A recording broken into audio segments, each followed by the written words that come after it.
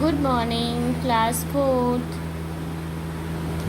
बच्चों, आज मैं फिर आपके साथ एक नए चैप्टर के साथ नए वीडियो के साथ उपस्थित हूँ। आशा करती हूँ कि आप सभी घर पर होंगे, स्वस्थ और सुरक्षित होंगे। बच्चों, आज हम आपको पढ़ाएंगे आज वचन, जो है पाठ 7 हिंदी सेकंड में। तो आइए देखते हैं क्या होता है वचन। देखिए बच्चों,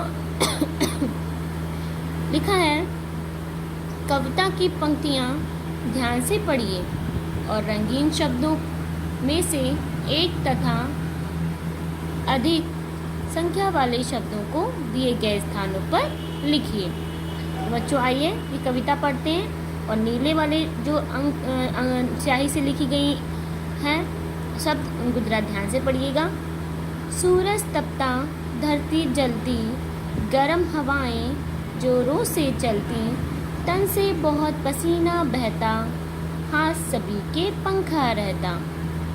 बच्चों कह रहा है सूरज तपता है और धरती क्या होती है, जलती। जब सूरज बहुत तेज होता है तो ज़मीन क्या होती है, जलने लगती है और गरम गरम हवाएं जोरों से चलती हैं और बहुत पसीना निकलता है और सभी के हाथ में वो हाथ वाला पंखा चलता है। जैसे कि जो कोई पास बैठे हुए बाहर बैठे हुए हैं जिनके पास पंखे की सुविधा नहीं है, छत पे जो टांगा जाता है उसको एक हाथ का पंखा बनाते हैं, उसको लेके वो लोग चलाते हैं। ठीक है। लो घनघोर घटाएं छाई, टप टप टप टप बूंदें आए, ऋतुएं आती ऋतुएं जाती, धरती पर जीवन बिखराती। तो बच्चों देखिए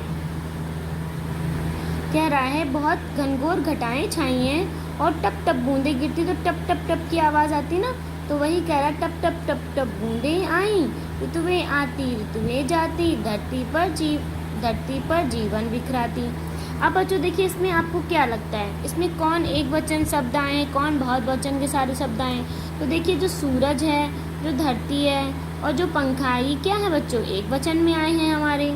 और ये देखिए और एक से अधिक में कौन आए हैं, हवाएं आई हैं, घटाएं आई हैं, ऋतुएं आई हैं, ठीक है, बूंदें आई हैं बच्चों। ठीक है। अब आता है बच्चों रंगीन शब्द एक तथा एक से अधिक संख्या का क्या करते हैं, बोध करा रहे हैं। इसको हम क्या कहते हैं, इसको हम वचन कहते हैं। बच्चों एक बार हम फिर पढ़ेंगे।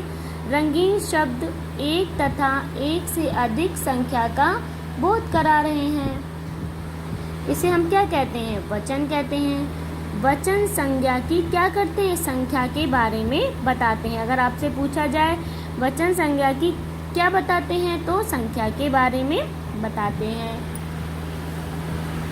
अब हम इधर देखेंगे, शब्द के आपसे पूछा जा सकता है वचन की परिभाषा बताइए। तो क्या बताएंगे, शब्द के जिस रूप से संज्ञा के एक या अनेक होने का बोध हो उसे वचन कहते हैं। फिर से देखेंगे बच्चों एक बार, शब्द के जिस रूप से संज्ञा के एक या एक से, जैसे ये एक पेंसिल है, अभी हम इससे और पेंसिल ले आए बच्चों तो एक से अधिक हो जाएगी ना, तो क्या होता है, उनका बोध हो, उन्हें वचन कहते हैं। अब आपसे पूछा जा सकता है कि वचन बच्चों कितने प्रकार के होते हैं, तो आप बताओगे वचन जो होते हैं 2 प्रकार के होते हैं। पहला कौन सा होता है, एक वचन, और दूसरा होता है बहुवचन।